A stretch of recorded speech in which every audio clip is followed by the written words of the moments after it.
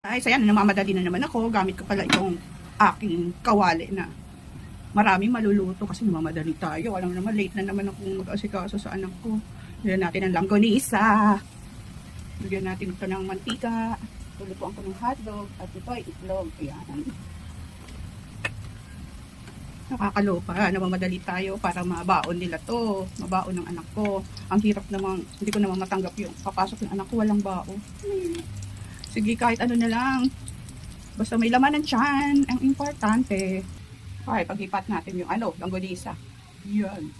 Maluto ka na. Maluto ka na. Mainit na to. Lagay na natin itong itlog. Ayun. Parang hindi pa yata mainit.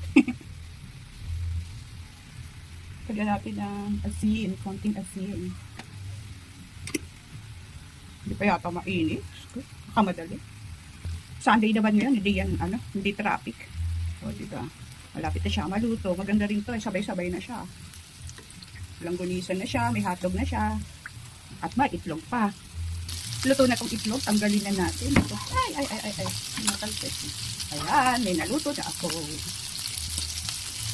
Niluluto ko maigi hotdog. Minsan kasi, diba, sa gitna, malamig pa, tulog na siya. Kaya may inang apoy yan. Yung langgonisa ko, paikot-ikutin ko sa ibang parte, maputin pa. Diyos ko.